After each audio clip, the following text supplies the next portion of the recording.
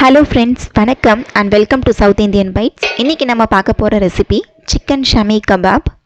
வாங்க இது எப்படி செய்யறதுன்னு வீடியோக்குள்ள போய் பார்த்திடலாம். shami kebab செய்யறதுக்கு முதல்ல எலும்பில்லாத சிக்கன் 1/2 கிலோ எடுத்துக்கோங்க. கூடவே 4 மணி நேரம் ஊற வச்சிருந்த கடலைப்பருப்பு 1 கப் சேர்த்துக்கோங்க. இது 250 கிராம் இருக்கும்.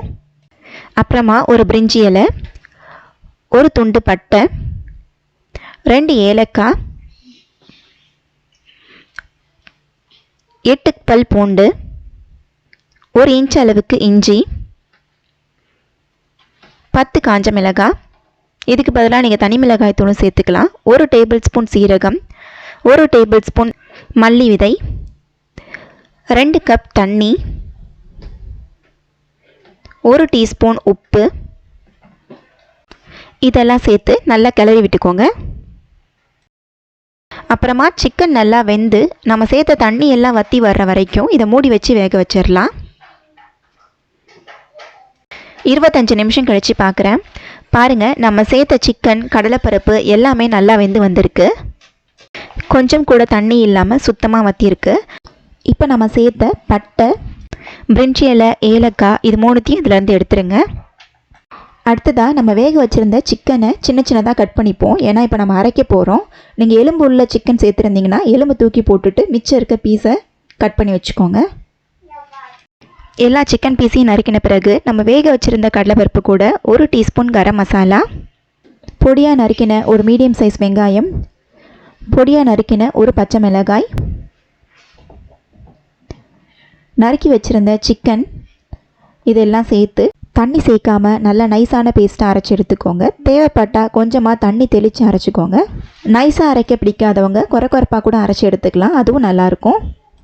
பாருங்கள், அரைச்சி எடுத்த பிறகு இது போல் இருக்கணும். இப்போ இதில் 1/4 கப் நறுக்கின கொத்தமல்லி, 1/4 கப் நறுக்கின புதினா, தேவையான அளவுக்கு உப்பு சேர்த்துக்கோங்க. அப்புறமா இதில் முட்டை சேர்க்க போகிறோம். அதுக்கு 2 முட்டையை எடுத்து நல்லா கலக்கி வச்சுக்கோங்க. இதிலிருந்து கொஞ்சமாக ஒரு 2லேருந்து 3 டேபிள் ஸ்பூன் அளவு மட்டும் முட்டை சேர்த்துக்கோங்க. நிறைய சேர்த்துட்டிங்கன்னா உங்களுக்கு கெபாப் ஷேப் பண்ண வராது. கொஞ்சமாக சேர்த்து நல்லா பிசைஞ்சு வச்சுக்கோங்க. இப்போ நம்ம பிசைஞ்சு வச்சுருந்த கலவையிலிருந்து கொஞ்சம் எடுத்து ரவுண்டாக உருட்டிட்டு வடை போல் தட்டையாக ஷேப் பண்ணிக்கோங்க.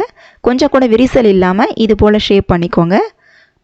இப்போ நம்ம எல்லா மிக்ஸ்டரையும் இதே போல் தட்டி ரெடி பண்ணி வச்சுட்டோம். இதை இப்படியே ஃப்ரீசரில் 2 வாரம் வரைக்கும் வச்சுருந்து தேவையான போது எடுத்து யூஸ் பண்ணிக்கலாம்.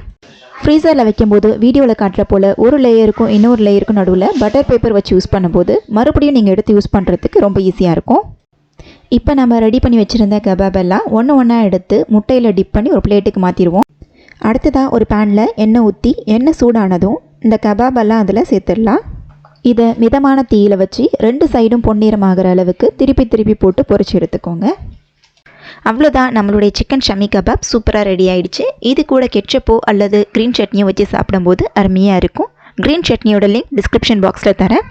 இன்னுமே நம்ம சவுத் இந்தியன் பைட்ஸ் சேனலை சப்ஸ்கிரைப் பண்ணாதவங்க சப்ஸ்கிரைப் பண்ணிக்கோங்க. கூடவே பக்கத்தில் இருக்க பெல் ஐக்கான் அழுத்தி ஆல் ஆப்ஷனையும் கிளிக் பண்ணிக்கோங்க. நன்றி.